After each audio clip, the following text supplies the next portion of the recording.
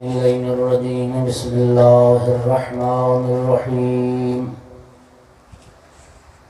الحمد لله رب العالمين والعاقبة للمتقين والجنة للمؤمنين والنار للمنافقين الحمد لله الذي جعلنا من المتمسكين بولاية علي بن أبي طالب وأولاده المعصومين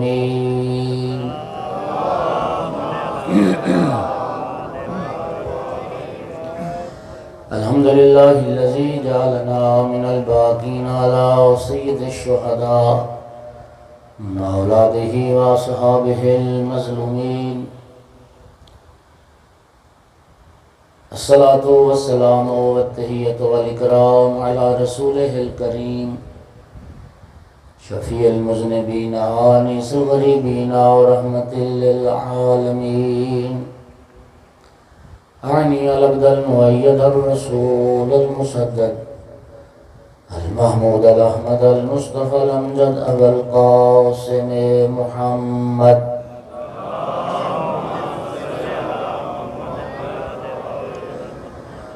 ثم الصلاة والسلام والتحية والإكرام على آله الطيبين الطاهرين المعصومين المنتجبين المنتخبين المظلومين واللعنة الدائمة على أعدائهم الملعونين يوم عداوتهم إلى قيام يوم الدين وبعد يوم الدين أما بعد فقال سبحانه وتعالى في كتابه المجيد بسم الله الرحمن الرحيم يا أيها الذين آمنوا إذا ناجيتم الرسول فقدموا بين يدي نجواكم صدقة ذلك خير لكم وأطهر فإن لم تجدوا فإن الله غفور رحيم صلوات الله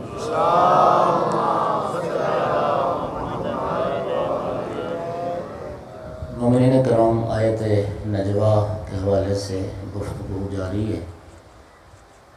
کل سلسلہ کلام یہاں تک پہنچا کہ شیعہ سنی مفسرین محدثین نے تفسیر میں بھی حدیث میں بھی حضرت عبداللہ ابن عمر کی اس روایت کو نقل کیا کہ وہ فرماتے ہیں کہ اللہ نے مولا علی علیہ السلام کو 3 فضیلتیں ایسی عطا فرمائی کہ کوئی ایک فضیلت اگر مجھے مل جاتی وہ مجھے زیادہ محبوب تھی اس بات سے کہ ساری دنیا سرخ اونٹوں سے بھر جاتی اور وہ مجھے دے دیے جاتے، کہ ساری دنیا بھر جائے اس سے مجھے زیادہ محبوب تھا کہ کوئی ایک فضیلت مجھے ملتی جو اللہ نے مولا علی علیہ السلام کو 3 عطا فرمائی۔ پہلی فضیلت ایک تزویجہ بفاطمہ تھا، اس پر میں کل گفتگو کر چکا ہوں کہ نبی کریم نے اپنی لخت جگر کا جو عقد پڑھا مولا علی علیہ السلام کے ساتھ، یہ ایسی فضیلت تھی جو مولا علی علیہ السلام کے سوا کسی کے حصے میں نہیں ہے۔ آج دوسری فضیلت جس کی خواہش کر رہے ہیں، اعطاء الرایۃ یوم خیبر۔ سبحان اللہ، ماشاءاللہ ماشاءاللہ۔ فرماتے ہیں جو خیبر والے دن اللہ نے علم مولا علی کو عطا کیا، کاش یہ فضیلت مجھے مل جاتی۔ تیرے باپ کو نہیں ملی، تجھے کیا ملی تھی؟ صلوات پڑھو ذرا سارے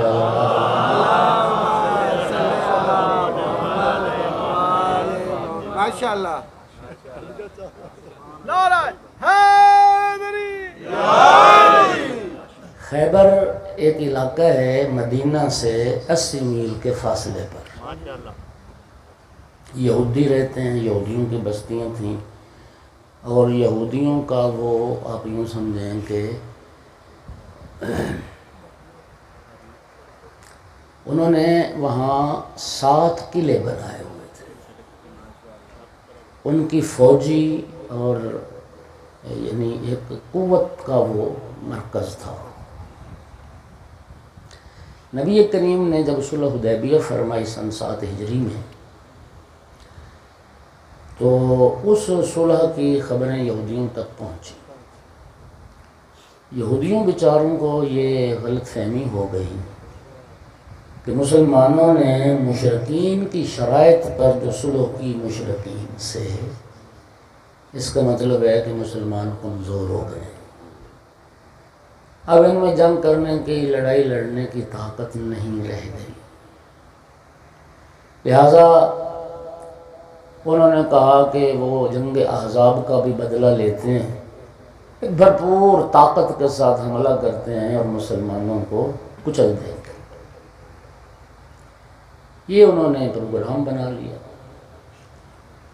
صلح حدیبیہ سے جب نبی کریم واپس پلٹے تو رب کریم نے قرآن میں یہ نوید نبی پاک کو سنا دی، وَأَصَابَهُمْ فَتْحًا قَرِيبًا، محبوب ہم ان قریب ایک اور فتح آپ کو عطا کرنے والے ہیں۔ رسول اللہ مدینہ تشریف لائے، 20 دن نبی کریم نے مدینہ میں قیام کیا، اور 20 دن کے بعد سرکار خیبر کی طرف چلے۔ مدینہ میں یہودی قبائل رہتے تھے، خود یثرب میں رہتے تھے۔ آپ حیران ہوں گے کہ مدینہ میں یہودی آ کے آباد اس لیے ہوئے کہ انہوں نے اپنی کتابوں میں پڑھا تھا کہ ابھی ایک آخری نبی آنے والا ہے، اور جس شہر میں وہ آئے گا، جس علاقے میں آئے گا، اس کی علامتیں بھی کتابوں میں تھیں، وہ نشانیاں انہیں یثرب میں نظر آئیں۔ پھر یہ یثرب میں آ کے آباد ہو گئے کہ آخری نبی آئے گا تو ہم ان کے یار و یاور بنیں گے۔ لیکن جب نبی کریم تشریف لے آئے اور پھر انہوں نے دیکھا کہ ہم تو چودھری لوگ تھے، تو ہمارا تو اقتدار، چودراہٹ ساری کچھ ختم ہو جائے گا، رسول اللہ کے دشمن ہو گئے۔ توجہ کر رہے ہو؟ بنو قریظہ تھے، بنو قینقاع تھے، بنو نزیر تھے، یہودی قبائل تھے۔ نبی کریم نے ان کے ساتھ معاہدے کر لیے تھے مدینہ پہنچ کر، اور معاہدے یہ تھے کہ یہ اسلام کے خلاف اور مسلمانوں کے خلاف نہ سازش کریں گے، نہ کسی سازش کا حصہ بنیں گے۔ معاہدہ ہو گئے، دستخط ہو گئے، لیکن ان بدبختوں نے معاہدوں کو توڑا، اور یہ بڑی شرارتی قوم ہے، مزاجاً یہودی بڑے خناس ہیں۔ نبی پاک کے زمانے سے لے کے آج تک مسلمانوں سے لڑائی بھیڑائی، خلاف سازشیں آج تک باز نہیں آ رہی، آج تک دیکھ تسلسل۔ یہ مزاجاً بدترین قوم ہے، بڑے وہ کہتے ہیں پست فطرت ہے، گھٹیا یہودی قوم ہے، بڑی بد تہذیب، بڑی بدتمیز قوم۔ نبی کریم نے انہوں نے پھر جب جنگ احزاب ہوئی تو جنگ احزاب میں انہوں نے مشرکین کا ساتھ دیا۔ نبی کریم نے پھر ان بعض یہودیوں کو مدینہ سے نکال دیا، اور جو مدینہ سے نکالے گئے وہ یہودی بھی خیبر میں آ کے آباد ہو گئے۔ گھبرا تو نہیں رہے ہیں؟ سامعین گرامی، نبی کریم جب چلے تو 1600 صحابہ کرام ساتھ تھے۔ رسول اللہ کا لشکر 1600 افراد تھے، اور خیبر میں جو یہودی تھے نا وہ 14,000 تھے، 14,000۔ تاریخ میں ہے کہ عمالقہ کی اولاد میں سے یہ خیبر اور یثرب نام کے 2 بھائی تھے۔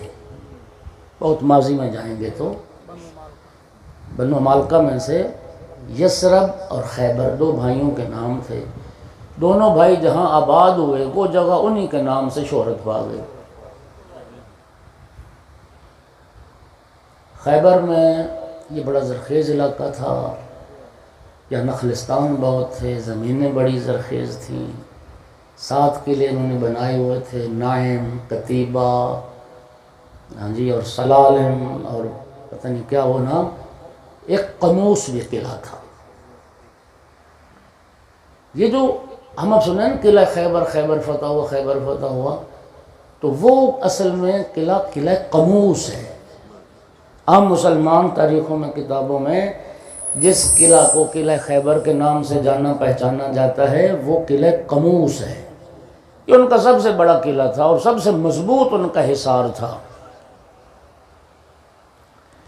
نبی کریم جب خیبر کی سرزمین پر پہنچے، صبح کو وقت تھا اور وہ یہودی مرد عورتیں کھیتی باڑی اور آئے ہوئے تھے، تو سرکار کو دیکھ کے، لشکر اسلام کو دیکھ کے مرعوب ہو کے بھاگے اور جا کے اپنے اپنے قلعوں میں انہوں نے پناہ لے۔ سرکار دو عالم خیبر میں جب پہنچے تو نبی کریم درد شقیقہ میں مبتلا ہوئے۔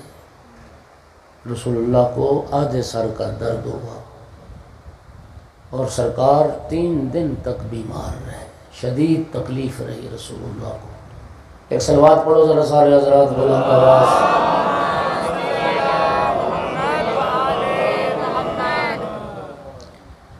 انشاءاللہ پیچھے تک جگہ ہے نا جی ابھی، انشاءاللہ، ورنہ آگے بھی ابھی جگہ ہے۔ اب انشاءاللہ جگہ کا مسئلہ نہیں ہوگا، لیکن آپ کی محبت سے مجھے ڈر لگ رہا ہے کہ یہ جگہ بھی کم نہ پڑ جائے۔ اللہ آپ کو سلامت رکھے انشاءاللہ۔ اللہ بانیان کو ہمت دے گا اور بڑھا لیں گے۔ یہ دائیں بائیں ساری جگہ بارگاہ کی پڑی ہے انشاءاللہ۔ نبی کریم درد شقیقہ میں مبتلا ہوئے۔ بعض مسلمانوں نے کوشش کی کہ فرصت ہے، سرکار کو اب کیا تکلیف دینی، ورنہ ہر جنگ کے سپہ سالار رسول اللہ ہوتے تھے، ہر جنگ میں علم بردار مولا علی علیہ السلام ہوتے تھے۔ مولا علی علیہ السلام بھی نہیں تھے، بعض نے لکھا کہ بعد میں آ کے ملے ہیں۔ نبی کریم بیمار ہو گئے۔ بعض صحابہ کرام نے کوشش کی کہ چلو یہ سعادت تو اپنے نام کرتے ہیں، چلتے ہیں لشکر لے کے حملہ کرتے اور قلعہ فتح کر کے لوٹتے۔ صاحب گئے، لیکن جب نورد آزما ہوئے تو قدم اکھڑ گئے۔ وہ ہمارے جنوبی پنجاب کے ایک بڑے اچھے مقرر، اگلے دن بھی نام ان کا لیا ہے، وہ فرماتے تھے بھائی نام میں کوئی نہیں چاہنا تے بندے اوہ نے جڑے سمجھی بیٹھے۔ صلوات پڑھو ذرا سارے حضرات بلند آواز۔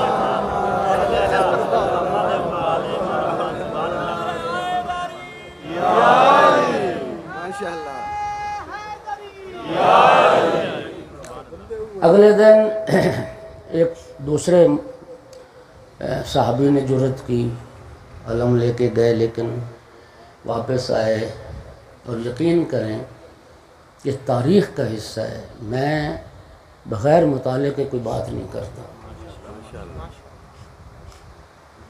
مسلمان کہتے تھے، توجہ کرتے، ایک دوسرے کو شکست کا مورد الزام ٹھہراتے تھے۔ وہ کہتے تھے جی، سپہ سالار کہتا تھا کہ جی سپاہی بھاگ گئے، انہوں نے ساتھ نہیں دیا۔ سپاہی کہتے تھے نہیں، سپہ سالار بھاگ گئے، اس لیے ہمیں شکست ہوئی۔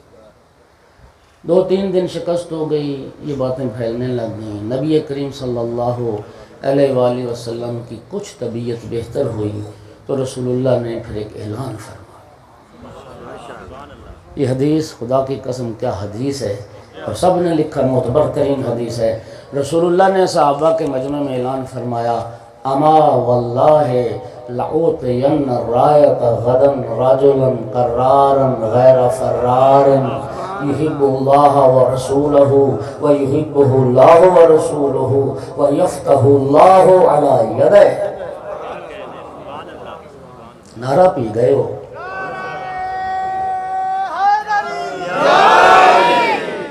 اور میرا بھائی مولا علی علیہ السلام، رسول اللہ فرماتے ہیں کائنات میں واحد ہستی مولا علی علیہ السلام کی ہے جس کی فضیلت پڑھنے سے زبان کے گناہ معاف ہوتے ہیں، سننے سے کانوں کے گناہ معاف ہوتے ہیں، پڑھنے دیکھنے سے آنکھوں کے گناہ معاف ہوتے ہیں۔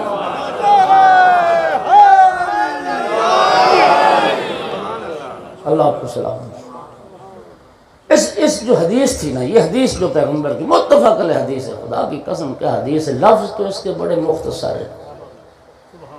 اس حدیث میں تصریح بھی ہے، تلمیح بھی ہے، مدح بھی ہے، طنز بھی ہے۔ اس حدیث میں فتح کی نوید بھی ہے، اور پہلے شکست جو ہوئی اس کے اسباب بھی بیان کیے گئے، اور رسول اللہ نے اب جو فاتح ہوگا اس کی خصوصیات بھی بیان. ماشاء اللہ ماشاء اللہ ماشاء اللہ. کتنا جامع کلام ہے رسول اللہ، اور پھر کتنی تاکید کے ساتھ. دیکھیے پہلے تو نبی کریم نے، عربی میں ہوتے ہیں حروف تنبیہ، جب کوئی اہم بات کرنی ہوتی ہے نا تو عرب پہلے وہ حرف تنبیہ استعمال کرتے ہیں. جیسے ہم کہتے ہیں نا حضرات ضروری اعلان سنو، یہ ایک متوجہ کیا گیا کہ کوئی بڑی گل ہونے لگے، توجہ کریں، ہوشیار ہو جائیں. یعنی عربی میں 3 لفظ استعمال ہوتے ہیں، الا، اما، ہا. یہ سرکار کی حدیث میں تینوں لفظوں کا استعمال ملتا ہے. الا ومن مات علی حب آل محمد مات شہیدا. سنو مسلمانوں توجہ کرو، جو آل محمد کی محبت پہ مر جائے شہید ہے. یہاں اس حدیث میں نبی کریم نے اما استعمال، اما آگاہ ہو جاؤ، متوجہ ہو جاؤ، سنو توجہ سے، پہلے تو یہ لفظ استعمال کیا. پھر نبی کریم نے قسم کھائی، واللہ، خدا کی قسم، سبحان اللہ. خدا کی قسم. پھر فرمایا لأوتین، اس میں لام پر جو زبر ہے یہ تاکید کے لیے آتی ہے. پھر آخر میں نون، مشدد نون جو ہے شد والی، یہ تاکید کے لیے ہے، اور یہ نون تاکید ثقیلہ کہلاتی ہے. لأوتین کا معنی پتہ کیا بنے گا؟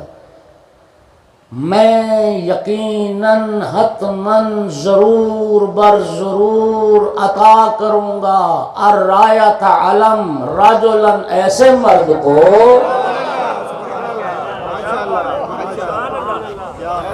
علامہ علی نقی لکھتے ہیں کہ لأوتین پر نبی کریم نے اتنی تاکید کی، اتنی موقد کلام اور اتنا زور دیا، سنو متوجہ جو، خدا کی قسم میں دوں گا، میں کل عطا کروں گا علم ایک ایسے مرد کو، کل میں دوں گا. وہ فرماتے ہیں یہ میں کی تاکید بتاتی ہے، جو پہلے علم لے کے کہیں وہ رسول نے نہیں دیا. بے شک بے شک.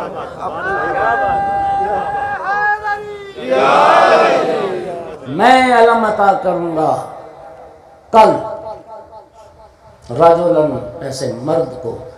مفتی جعفر حسین صاحب کی ولا نے سیرت امیر المومنین علیہ السلام میں ان کی کتاب ہے، بڑی خوبصورت اس حدیث پر انہوں نے روشنی ڈالی ہے. وہ فرماتے ہیں یا یہ قید توضیحی ہے یا احترازی ہے. توضیحی کا مطلب یہ ہوتا ہے کہ رسول اللہ فرما رہے تھے ایک ایسے شخص کو علم دوں گا جس میں رجولیت پائی جاتی ہے، مردانگی پائی جاتی ہے، بہادری پائی جاتی ہے. اور یا قید احترازی ہے. احتراز کا مطلب یہ ہے کہ ایسے کو نہیں دوں گا جس کی شکل مردوں والی ہے، ایسے کو دوں گا جس کے کام مردوں والے ہیں. رجلاً قراراً، اس مرد کی صفت یہ ہے کہ وہ قرار ہوگا. قرار کہتے ہیں پہ ہم حملہ کرنے والا، بار بار پلٹ پلٹ کے حملہ کرنے والا. غیر فرار، جس کے قدم میدان سے اکھڑیں گے نہیں.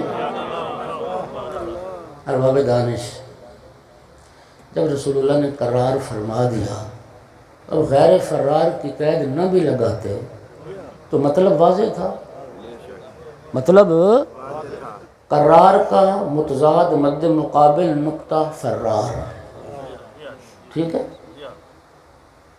علامہ علی نقی نے ان 2 لفظوں کو بڑے خوبصورت ترجمہ کیا ہے. وہ فرماتے ہیں قرار اس کو کہتے جو ہر میدان میں ڈٹ جائے، فرار اسے کہتے جو ہر میدان سے بھاگ جائے.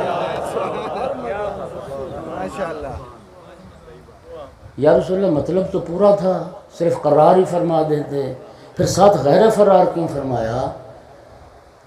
شاید سرکار نے اس لیے فرمایا کہ یہ قید میں اس لیے لگا رہا ہوں کہ ہر کوئی علم کی تمنا نہ کرے.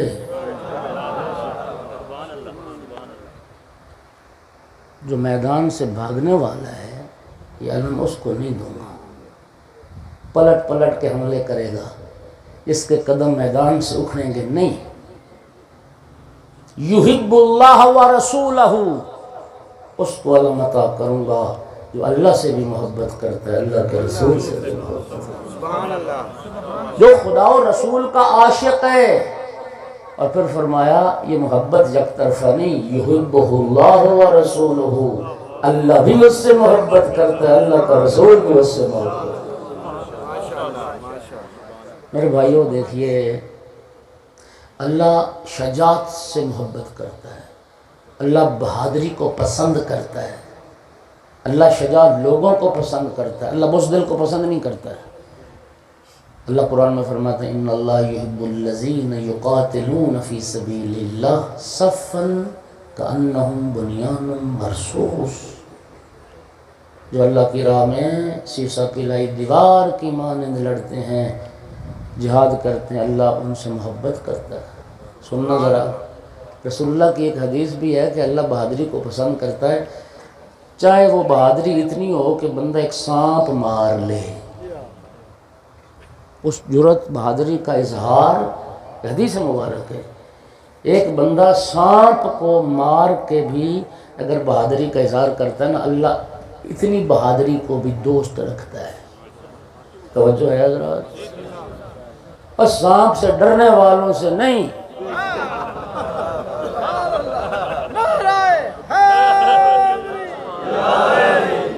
سانپ کو بھی کوئی اگر مار لے، اتنی بہادری بھی دکھائے، سرکار فرماتے ہیں میں اس سے بھی محبت کرتا ہوں۔ سانپ کو مارے رسول محبت کریں، جو مرحب کو مارے، جو انتر کو مارے، جو عتبہ کو مارے، جو طیبہ کو مارے، کسی کا نانا، کسی کا ماموں، کسی کا بھائی، جو ایسے ایسے کافروں کے پرخچے اڑائے، ہڈ کاٹے، علی وہ اللہ اس سے محبت نہ کرے۔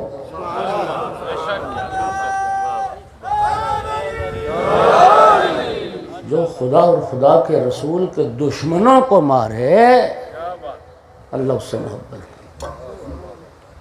اور اگلی صفت اس مرد کی کیا ہے؟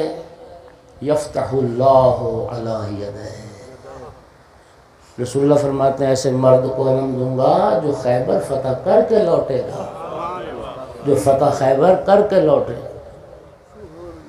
خیبر فتح کر کے لوٹے۔ یقین کرنا، عالم اسلام کی تاریخیں گواہ ہیں، جب سرکار نے اعلان کر دیا نا تو گونج مچ گئی سرکار کے اس اعلان کی اسلامی لشکر میں۔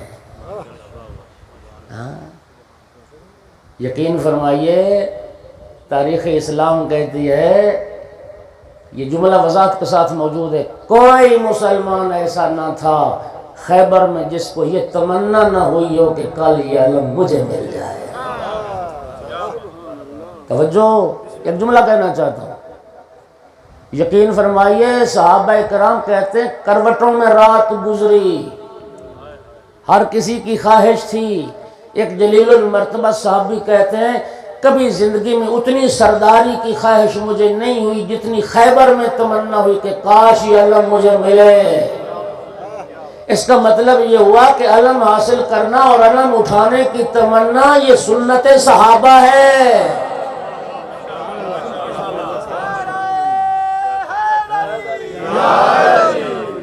کاش علم مجھے ملے۔ گونج، کسی نے مولا علی علیہ السلام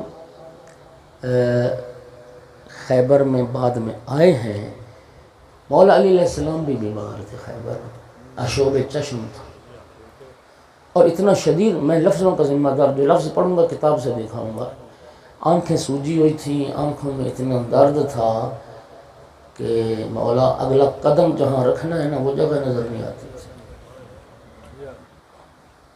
کسی نے سرکار کا یہ اعلان جا کے مولا علی کو بھی سنا دیا۔ امیر المومنین نے اسی کیفیت میں دعا کی، اللہم لا مانع لما اعطیت ولا معطی لما منعت، اے اللہ جسے تو عطا کرے اسے کوئی محروم نہیں کر سکتا، اور جسے تو محروم کر دے اسے کوئی عطا نہیں کر سکتا۔ ماشاءاللہ، علم کی تمنا میں رات گزری، صبح ہوئی، مسلمان مطمئن تھے کہ علی کو تو نہیں ملنا، علی مولا تو بیمار ہیں، ان کی تو حالت ہی نہیں ہے وہ میدان میں جائیں، تو ہمیں میں سے کسی کو ملے گا۔ ایک ایک لفظ ذمہ داری کے ساتھ نماز فجر کے بعد سرکار خیمے سے نکلے، مسلمان پہلے رسول اللہ کے خیمے کا محاصرہ کیے کھڑے تھے، سفید علم رسول اللہ کے ہاتھ میں تھا۔ میں نے پڑھا کہ بعض علم کی تمنا میں مجمع کو چیر کے رسول اللہ کے سامنے آئے تاکہ ہم پر نگاہ پڑے۔ جلیل المرت صحابہ کرام کا بیان ہے، کہتے ہیں کہ ہم گردنیں بلند کر کر کے، ایک لفظ اور ہے اس کو اردو میں بیان کروں گا نا تو وہ لطف نہیں آئے گا جو پنجابی میں بیان کرنے سے، کچھ مسلمان پباں بھار ہو گئے،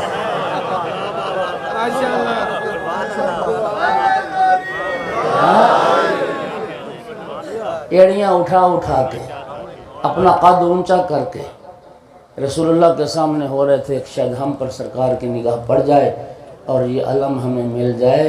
مومنین، بات ایک علم کی نہیں تھی، یہ علم جو آ رہا تھا نا خیبر میں، یہ اپنے ساتھ اعزازات لا رہا تھا، یہ علم اپنے ساتھ اعزازات لا رہا تھا، ان اعزازات کی تمنا تھی، ان اعزازات کی خواہش تھی۔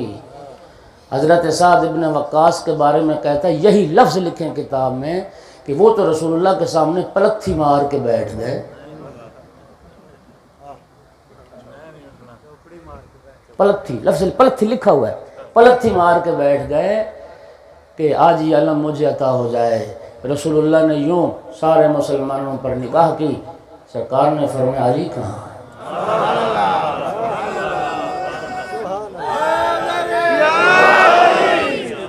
یا رسول اللہ علی بیمار ہیں، علی مولا کی آنکھوں میں شدید تکلیف ہے، فرمایا بلاؤ علی کو۔ ایک صحابی گئے، اس کے سہارے مولا امیر المومنین بارگاہ رسالت میں پہنچے، سرکار زمین پر بیٹھے، فرمایا یا علی لیٹو اور اپنا سر میرے زانوں پر رکھو۔ مولا علیہ السلام نے اپنا سر سرکار دو عالم کے زانوں مبارک پر رکھا، نبی کریم نے اپنا لعاب مبارک مولا علی کی آنکھوں پر لگا۔ خدا کی قسم لعاب کیا تھا؟ اکسیر شفا تھی، اکسیر شفا تھی۔ میں حیران ہوں کہ پاگل دنیا کہتی ہے ہم جیسے رسول اللہ کا لعاب وہ ہے جس سے علی کو بھی شفا مل جائے، تو ہم جیسے۔ سرکار نے دعا فرمائی یا اللہ علی کو ہر سردی گرمی کی تکلیف سے محفوظ رکھنا، اور اے اللہ تو علی کا مددگار ہو جا۔ سرکار کی دعا اور سرکار کا لعاب مبارک، کیا خدا کی قسم اس لعاب کی تاثیر۔ امیر المومنین شفا یاب ہوئے، رسول اللہ نے علم مولا علی کو عطا کیا۔ ایک شعر سنانے لگا ہوں، افتخار عارف کا شعر ہے، لطف لینا میرا ساتھ دینا، کمال کا۔ انہوں نے کہا کہ جناب افتخار عارف کہتے ہیں علم کسی نے کسی کو دیا تھا خیبر میں، علم کسی نے کسی کو دیا تھا خیبر میں، وہ دن اور آج کا دن اب علم ہمارا ہے۔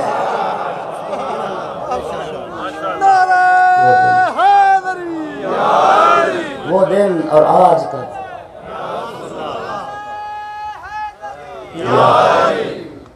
وہ دن اور آج کا دن اب علم ہمارا ہے۔ یہ جو علم لہراتے نظر آ رہے ہیں نا، یہ اسی خیبر والے علم کا تسلسل ہے۔ سرکار نے علم عطا کیا، سرکار نے خود تیار کیا، امیر المومنین کو زرہ پہنائی، امیر المومنین کے پہلو کے ساتھ تلوار لٹکائی، سرکار کے سر پر امامہ باندھا، گھوڑے پر سوار کیا۔ امیر المومنین نے صرف ایک بات پوچھی، یا رسول اللہ کب تک لڑنا ہے، کب تک جنگ کرنی ہے یہودیوں سے؟ سرکار نے فرمایا یا علی جب تک کلمہ نہ پڑھ لیں، جب تک اسلام قبول نہ کر لیں۔ اور ایک جملہ جاتے ہوئے فرمایا یا علی لَإِن يَهْدِ اللَّهُ بِكَ رَجُلًا وَاحِدًا خَيْرٌ لَكَ مِمَّا طَلَعَتْ عَلَيْهِ الشَّمْسُ۔ یا علی اگر کسی ایک بندے کو اللہ آپ کی وجہ سے ہدایت کر دے، آپ کے لیے ہر اس شے سے بہتر ہے جس پر سورج کی روشنی پڑتی ہے۔ اللہ اکبر. کس کس شے پر سورج کی روشنی پڑتی؟ حافظ آباد ضلع پر، پورے قرآن پر، پورے منظومہ شمسی پر. پورا منظومہ شمسی سورج کی روشنی سے روشن ہے. رسول اللہ فرما رہے ہیں یا علی، اللہ اگر آپ کی وجہ سے ایک بندے کو ہدایت کر دے، اس پوری کائنات سے بہتر ہے تمہارے لیے. امیر المومنین علیہ السلام قلعہ قموس کی طرف چلے. یہ جو قلعہ قموس ہے، میں نے عرض کیا کہ یہ ان کا سب سے مضبوط قلعہ تھا. یہ ایک پہاڑی کی ڈھلوان پر واقع تھا. یہودیوں نے اپنے بیوی بچے وہ قلعہ قتیبہ جو تھا وہاں بھیج دیے، اور سارے مجاہد ان کے جو مطلب سپاہی تھے وہ اس قلعے میں آ گئے. امیر المومنین علیہ السلام قلعہ قموس کے قریب پہنچ کے وہ جو علم تھا مولا نے پتھر پہ گاڑ دیا. جب پتھر پہ علم گاڑا تو یہودیوں کا ایک بزرگ جو ان کا عالم تھا وہ وہاں سے کھڑکی سے دیکھ رہا تھا. اس نے پوچھا تعارف کروائیں کون ہیں؟ کہا انا علی بن ابی طالب. خدا کی قسم علم کو پتھر میں گڑتا دیکھ کے نام علی سن کے کہتا ہے غلب تم یا معاشر یہودیو، اب شکست سے تمہیں کوئی نہیں بچا سکتا. اب علی آ گئے، اب علی آ گئے. حارث نکلا، یہ مرب کا چھوٹا بھائی تھا. حارث ایک دستہ لے کے قلعے سے باہر آیا. انہوں نے جلدی میں 2 مسلمانوں کو شہید کر دیا. امیر المومنین علیہ السلام آگے بڑھے اور اس حارث کو واصل جہنم کیا. اس حارث کے مرنے کے بعد پھر مرحب آیا. بہت بڑا پہلوان یہودیوں کا، پتھر کا خود، پتھر کا سر پر خود، 2 زریں پہنی ہوئی، ہاتھ میں تلوار اور ایک نیزہ 3 بھال والا، مسلح ہو کے اپنے یہودی دستے لے کے امیر المومنین کے سامنے ہوا اور یہ رجز پڑھتا ہوا آیا قد علمت خیبر وانی مرحبو. سارا خیبر جانتا ہے، سارا خیبر میں مرحب ہوں. جو تجربہ کار ایک بہادر ہے. امیر المومنین نے رجز پڑھا نلذی سمتنی امی حیدرہ، میں وہ ہوں جس کا نام میری ماں نے حیدر رکھا.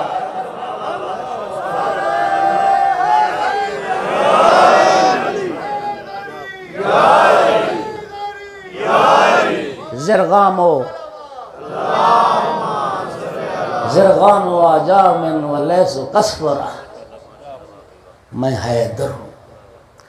میں نے پڑھا کہ جب اس نے سنا نا کہ حیدر، پھر یہ تھوڑا سا وہ کہتے ہیں نا کہ ہاں سوچنے لگا کہ میری ماں مجھے بچپن میں کہتی تھی ہر کسی سے لڑنا حیدر سے نہ لڑنا. ماں کی بات یاد آئی، واپس پلٹنے لگا. ابلیس سامنے آ گیا. اس نے کہا بدبخت، آج اگر میدان سے نکل جائے گا نا ساری زندگی عرب عورتیں تانے دیں، ساری زندگی عورتیں تجھے تانے دیں گی کہ تو میدان سے بھاگ گیا. شیطان گھیر کے پھر لے آیا مولا علی کے ساتھ. 950 یہودی خیبر میں مولا علی کے ہاتھوں واصل جہنم ہوا ہے.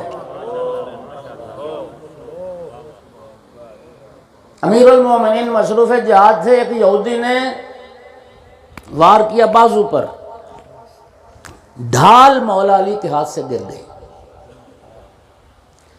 جب ڈھال گر گئی امیر المومنین نے ایک دروازہ خیبر کو اکھاڑ کے ڈھال بنا دیا. صحابی رسول کا بیان ہے، فرماتے ہیں کہ جنگ جب ختم ہو گئی نا 7 بندے اور تھے، 8واں میں تھا. جس دروازے کو مولا علی نے ڈھال بنایا ہم نے ہلانے کی کوشش کی، ہم سے ہلا نہیں. حضرت عمر نے بعد میں کہا تھا یا علی اتنا وزنی دروازہ ڈھال کیسے بنا لیا؟ جناب امیر فرماتے ہیں جو میری پہلی ڈھال تھی اس سے زیادہ وزنی نہیں تھا۔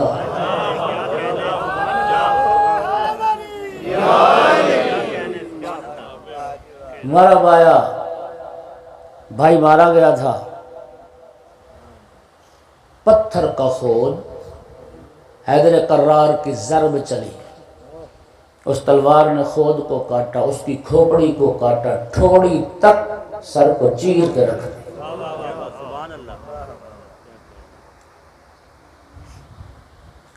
بس پھر جب مرحب واصل جہنم ہوا، پھر لشکر کے قدم اکھڑ گئے کہ ہم اب اس کا مقابلہ، ان کا مقابلہ نہیں کر سکتے، سرنڈر ہو گئے۔ خیبر فتح ہو گیا۔ رسول اللہ نے ارشاد فرمایا، معاہدہ کر لیا کہ اب یہ یہودی اسی اگر آبادی میں رہیں گے، اسلام اور مسلمانوں کے خلاف کسی سازش کا حصہ نہیں بنیں گے۔ اب یہودی پابند ہیں کہ خیبر سے جتنی انکم ہوگی آدھی یہ رکھیں گے، آدھی مسلمانوں کو دی جائے گی۔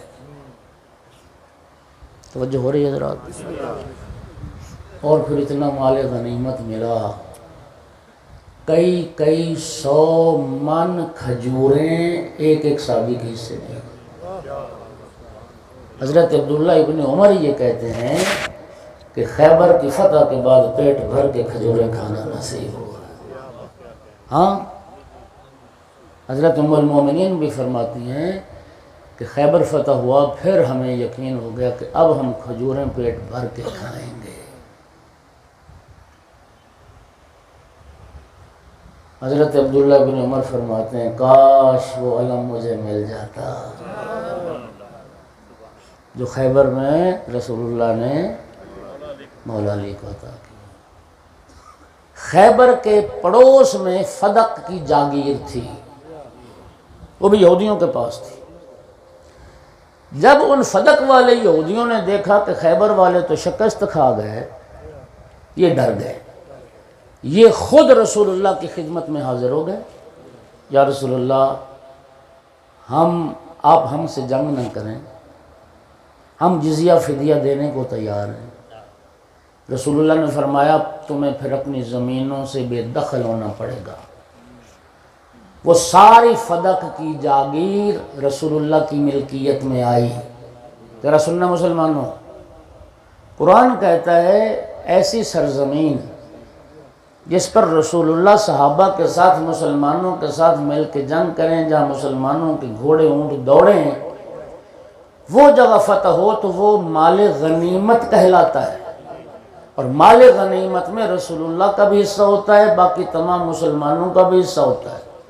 لیکن جو سرزمین بغیر جنگ کیے، بغیر گھوڑے دوڑائے مسلمانوں کے پاس آئے، وہ خالصتاً رسول اللہ کا مال ہوتا ہے، اس کو مال انفال یا مال فے کہتے ہیں۔ یہ فدق کی ساری جاگیر رسول اللہ کی ملکیت میں آ گئی۔ پھر جب یہ آیت مجیدہ قرآن میں آئی وَآتِ ذَا الْقُرْبَ حَقَّهُ، اے میرا محبوب تو بھی اپنے قریبی قرابت دار جو ہیں ان کا حق ان کو ادا کرو، اس آیت کے بعد رسول اللہ نے فدق کی جاگیر فاطمہ زہرا سلام اللہ علیہا کو عطا کی۔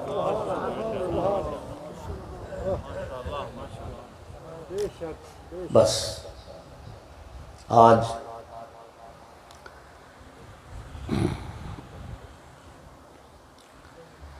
کربلا کے سب سے ننھے شہید کا ماتم کرتے ہیں۔ کربلا کا واقعہ کوئی اتفاقی حادثہ نہیں ہے، سانحہ کربلا کوئی اتفاق نہیں ہے۔ ایسا نہیں ہے کہ بہنیں بھائیوں کے ساتھ آ گئیں، قید کر لی گئیں، بچے ماؤں کے ساتھ آ گئے، تیرے ستم سے مارے گئے۔ ازل سے ایک فرست مرتب ہوئی، اور امام حسین علیہ السلام ہر اس فرد کو کربلا میں لائے جس کی قربانی کی ضرورت کو محسوس کرتے تھے۔ آپ کیا سمجھتے ہیں ایک شیرخوار بچہ شہزادہ علی اصغر کا کربلا میں آنا اتفاق ہے؟ علامہ علی نقی نے لکھا ہے 28 رجب کو جب امام حسین علیہ السلام مدینہ سے چلے تھے شہزادہ علی اصغر کی عمر 18 دن تھی۔ بہنوں بیٹیوں والے بیٹھے ہو، سوال کرتے ایمان سے بتاؤ جس ماں کا بچہ 18 دن کا ہو وہ اونٹوں پر سفر کرنے کے قابل ہوتی ہے؟ علامہ علی نکی لکھتے ہیں، فرماتے ہیں یوں محسوس ہوتا ہے جیسے مولا حسین کو اصغر کا انتظار تھا کہ اصغر آئے اور میں کربلا کا سفر شروع کروں۔ شہزادہ علی اصغر کی قربانی کا راز اس وقت کھلا جب نیزوں پر سر سوار تھے اور بازار شام سے گزر رہے تھے۔ ایک شامی ہے جو غور سے ایک سر کو دیکھتا جا رہا تھا۔ دیکھتے دیکھتے جب نگاہ رکی نا 6 ماہ کے ایک بچے کے سر پر، اس وقت شامی تڑپ گیا، کہتا ہے حکومت نے ہم سے جھوٹ بولا ہے، ہمیں غلط بتایا گیا ہے کہ باغیوں کے ساتھ جنگ ہوئی ہے، کیا یہ بچہ بھی تیر و تلوار لے کے آیا تھا؟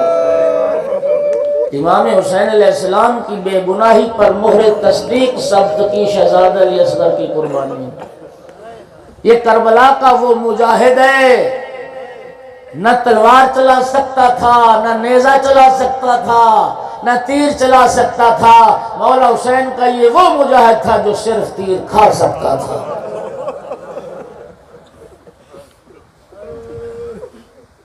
یزیدیت کے چہرے سے نقاب اتر گئی۔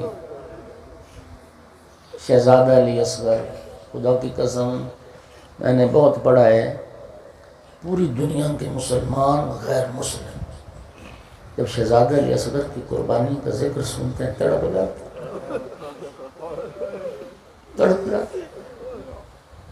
ہر سال سناتا ہوں، ظاہر ذکر ہوئی ہے۔ ہندوستان میں آج بھی رسم ہے، عاشور کا دن آتا ہے، شبیہ ذوالجنہ برآمد ہوتی ہے۔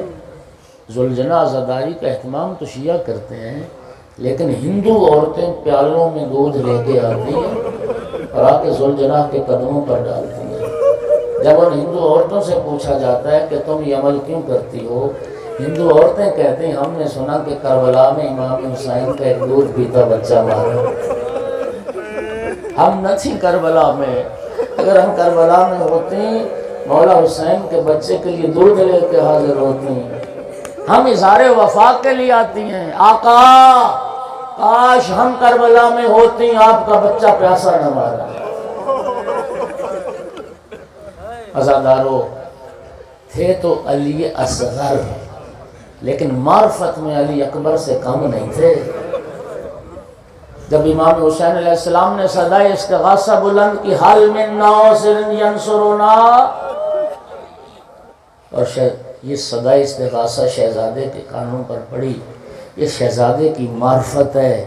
سمجھتے تھے کہ وقت کا امام استغاثہ کی صدا بلند کر رہا ہے اور امام وقت کی آواز پر لبیک کہنا واجب ہے۔ اب وہ 6 ماہ کا بچہ، اس نے بابا کے صدائے استغاثہ پر لبیک کیسے کہی؟ قدموں پہ چل کے جانے کے قابل ہوتا، قدموں پہ چل کے جاتا، بابا میں آپ کی نصرت پہ، لیکن قدموں پہ چلنے کے تو قابل نہیں تھے۔ شہزادے نے صدائے استغاثہ پر لبیک کیسے کہی؟ اپنی ساری طاقت جمع کر کے خود کو جھولے سے گرا دیا۔ عزادارو پھر سنو میں کیا عرض کر رہا ہوں، جھولے سے گرنا اور بات ہے، خود کو جھولے سے گرانا۔ شہزادے نے جھولے سے گرایا، خیموں میں کوہرام مچا، نبی زادیوں کے رونے کی آوازیں بلند ہوئیں۔ مظلوم کربلا خیمے میں ہے، بہن خیریت تو ہے، کوئی مر تو نہیں گیا؟ یہ رونے کی صدایں، بھیا جب سے آپ نے صدائے استغاثہ بلند کی علی اصغر جھولے میں آرام ہوا۔ کریم کربلا نے فرمایا رباب لاؤ اصغر کو میرے حوالے کرو، میں یزیدیوں سے پانی کا سوال کرتا ہوں، شاید علی اصغر کی پیاس بجھ جائے۔ جناب رباب نے عرض کی آقا بس مجھے ایک بات علی اصغر سے کرنے دیں۔ بی بی نے شہزادے کے کان میں کوئی بات کی۔ مظلوم نے فرمایا رباب کیا کہا تو نے اصغر سے؟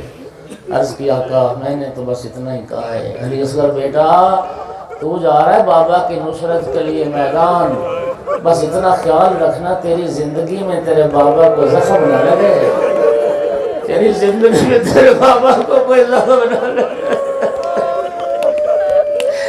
6 ماہ کے لال کو ہاتھوں پہ لیا، ابا کا سایہ بنایا لشکر یزید کے سامنے، او یزیدیو تمہاری نگاہ میں قصوروار ہوں تو میں ہوں، اس بچے کا کیا قصور ہے جس کی ماں کا دودھ خشک ہو چکا؟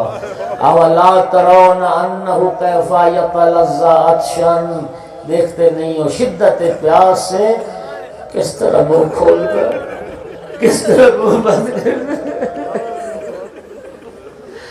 عزادارو یہاں رک کے ایک بات سنی، مدینہ چھوڑنے سے لے کر کربلا آنے تک، 2 محرم سے لے کر شہزادہ علی اصغر کی شہادت تک، کسی بھی مرحلے پر شیعوں مولا حسین نے آپ کو یاد نہیں کیا۔ یہ ایک موقع ہے جہاں مولا حسین نے آپ کو یاد کیا۔ سنو گے کیا فرمایا؟ فرماتے لیتکم فی یوم عاشوراء جمیعا تنظرونی کیف استسقی لطفلی فابوا ان یرحمونی، شیعو کاش تم عاشور کے دن ہوتے اور تم دیکھتے میں کیسے علی اصغر کے لیے پانی مانگ رہا تھا اور یزیدی کیسے میرے لال کی پیاس کو بجھا رہے تھے۔ اس کی ماں کا دودھ خشک ہو چکا، کسی یزیدی نے کہا حسین پانی خود پینا چاہتے ہو، بچے کا بہانہ کرتے ہو؟ مظلوم کربلا نے فرمایا علی اصغر بیٹا تو حجت خدا کا بیٹا ہے، تو حجت تمام کر، خود یزیدیوں سے پانی مانگ، لفظوں کا ذمہ دار ہوں۔ شہزادے کو مظلوم نے ان دونوں ہاتھوں پر بلند کیا، شہزادے کا چہرہ یزیدی لشکر کی طرف ہے۔ شہزادے نے پانی مانگا کیسے؟ جن کے گھروں میں چھوٹے بچے ہیں، اپنی ننھی سی خشک زبان شہزادے نے نکالی اور خشک لبوں پہ پھیرنا شروع کیا۔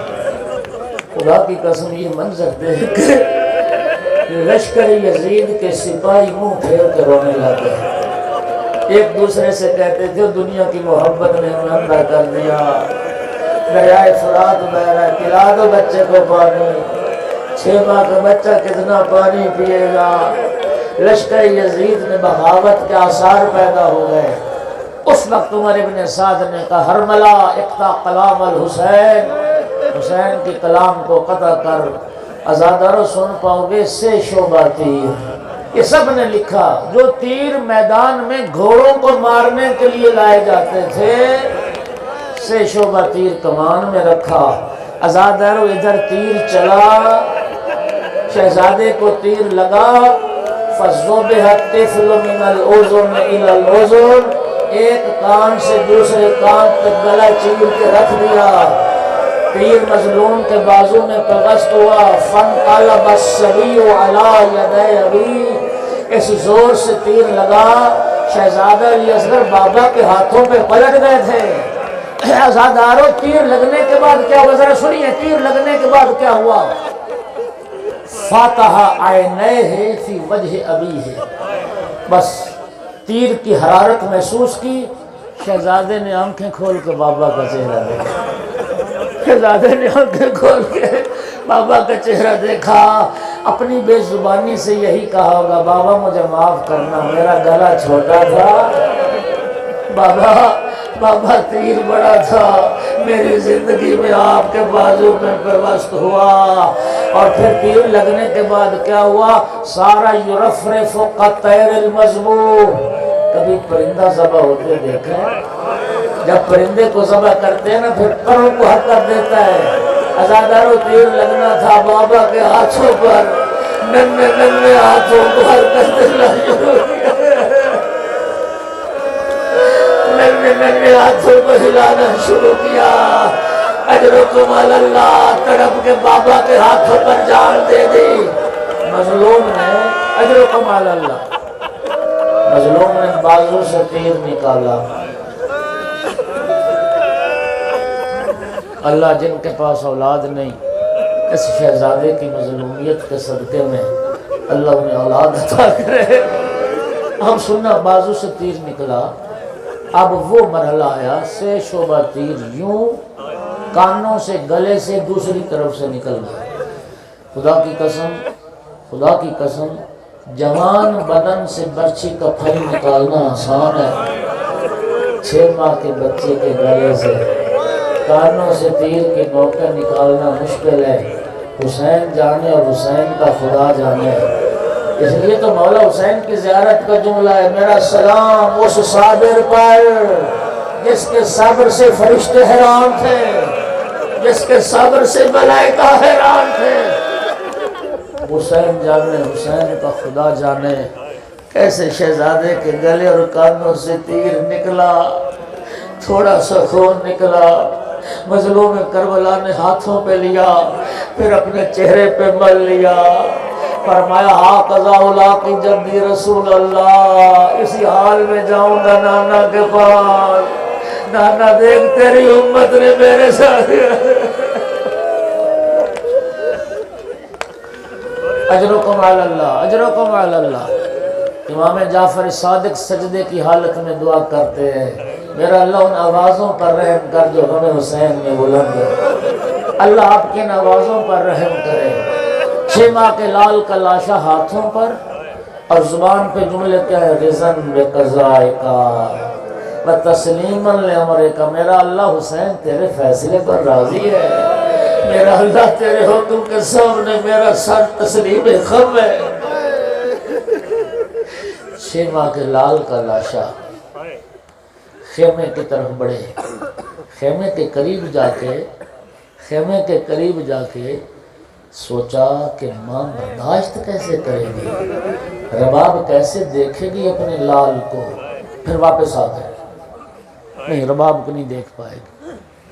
پھر سوچا نہیں ماں ہے، انتظار کر رہی ہے، ماں کو دکھانا تو چاہیے، پھر خیمے کے قریب گئے، پھر سوچا نہیں رباب برداشت نہیں کرے گی، پھر واپس آ گئے۔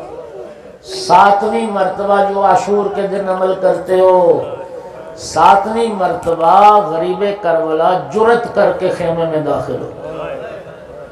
28 رجب مدینہ چھوڑنے سے لے کر شہزادہ علی اصغر کی قربانی تک ہر فیصلہ مولا حسین نے بڑی جرت سے کیا، ہر فیصلہ بڑی جرت سے کیا۔ پورے اس واقعہ کربلا میں پہلا موقع آیا مولا حسین کے لیے فیصلہ کرنا مشکل ہو گیا، رباب کو دکھاؤں یا نہ دکھاؤں، لال کو رباب کے پاس لے جاؤں یا نہ لے جاؤں۔ 7ویں مرتبہ جرت کر کے خیمے میں داخل ہوئے، جناب سکینہ سب سے پہلے دوڑ کے آ کے بابا کے دامن سے لپٹ گئی، بابا علی اصغر زیادہ پیارا تھا، بابا علی اصغر کو پانی پلا رہا ہے، میں پیاسی رہ گئی۔ عزاداروں جیسے جناب رباب انتظار میں تھی، ایک مرتبہ علی اصغر کو رباب کے حوالے کیا، ماں نے جو چہرے سے پردہ ہٹایا، کپڑا ہٹایا، ایک کان سے دوسرے کان تک چیرا ہوا گلا، بس ایک جملہ کا یا بنیا مثل کا ینہر، علی اصغر بیٹا کیا تیرے جیسے بچے بھی نہر کیے جاتے، ماتم حسین